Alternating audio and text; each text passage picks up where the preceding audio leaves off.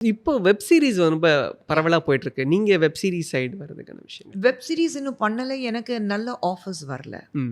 நான் 10ல 11 இருக்க விரும்பல. ம். நான் சினிமாவும் பார்த்தீங்கன்னா, ரொம்ப ரேரா பண்றேன் நானு. ம். ரீசன் பீயிங் சினிமா பண்ணாலும் ஒரு இன்ட்ரெஸ்டிங் இருக்கணும். அந்த ரோலுக்கான ஒரு வெயிட்டேஜ் இருக்கு. இல்ல நான் ரோல்க்கான வெயிட்டேஜ்னா நான் ஃபர்ஸ்ட் ஃப்ரேம்லேருந்து லாஸ்ட் ஃப்ரேம் இருக்கணும்னு நான் சொல்லல.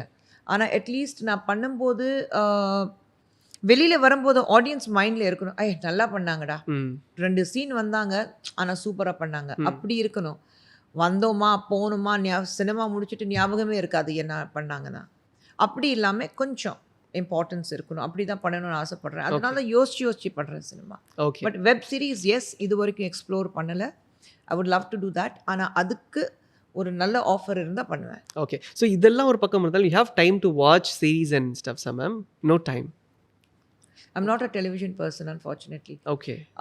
த reason not a television person ஏன் சொல்றேன்னா, நான் வந்து handicapped when it comes to electronic gadgets. I'm very very handicapped. எனக்கு அது ஒர்க் பண்ண தெரியாது. ஓகே. யாராவது ரெக்கார்டிங் பண்ண சொன்னாங்கன்னா எனக்கு தெரியாது. ஓகே. எந்த சேனல்ல என்ன ஷோ வருதுன்னா தெரியாது. அது நிறைய இருக்கு. இப்போ யூடியூப் பண்ணாலும் இப்போ தான் கற்றுக்கிட்டு இருக்கேன். அது எப்படி கனெக்ட் பண்ணணும், எப்படி ஒரு படம் பார்க்கணுன்னா எப்படி பார்க்கணும், அதுதான் பார்த்துட்ருக்கேன். I am very bad. Okay. So